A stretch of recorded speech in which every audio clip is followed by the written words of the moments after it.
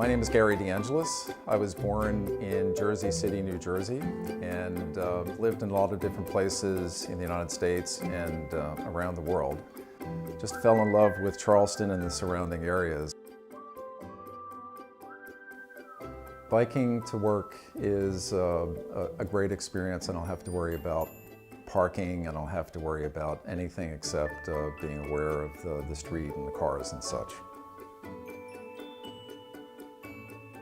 I like Charleston so much because of, I guess fundamentally, its character, which is a combination of its rich history, but then the culture that's evolved.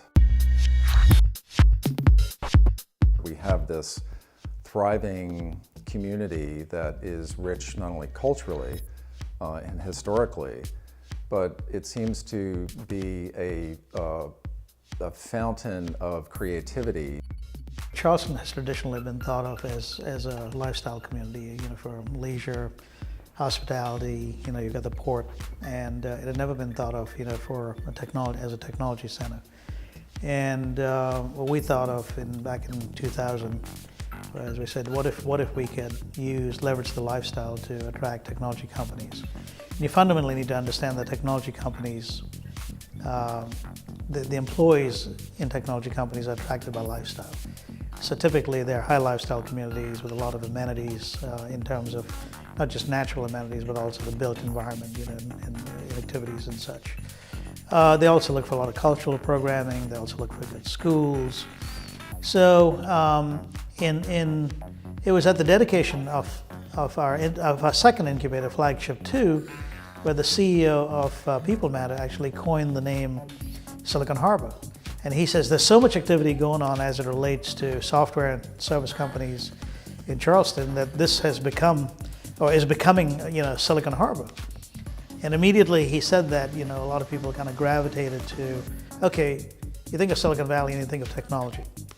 And so, whereas we've been doing this since 2000, a lot of people couldn't really get their head around, what is it? What does the Charleston Digital Quarter do?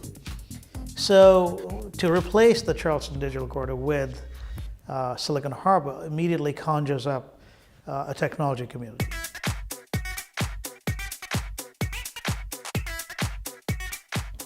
Well, when I was first exposed to Charleston, there was nothing like that here. In fact, Silicon Valley in California was just really getting kicked off.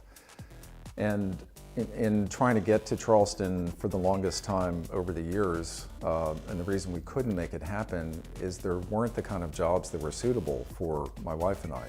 And it wasn't until, I would say, the early part of the last decade, like around 2001, 2002, about the time that Ernest Andrade started the Charleston Digital Corridor, that there started to be the beginning of this knowledge economy, or tech companies coming together. I'm very proud of the fact that just less than 10 days ago, a publication that focuses on technology and informing cities, communities, cities, states, and counties about technology-related issues identified Charleston as one of the 10 up-and-coming cities. The other thing is that Fast Company recently picked up on the Silicon Harbor and reinforced using some of their own data to say that, hey, Charleston's ascent has been pretty dramatic over a very short period of time. We just closed our first decade and are now on the map. So I see, when people ask me about the development of our tech economy, I say we're just beginning. If you look at the Charleston Digital Corridor, there are 4 pieces that are absolutely critical to building a successful knowledge economy. You've got the community itself, and we use the folks in the community as our intelligence. The second piece is talent. I think that I tell people talent is the currency of the 21st century.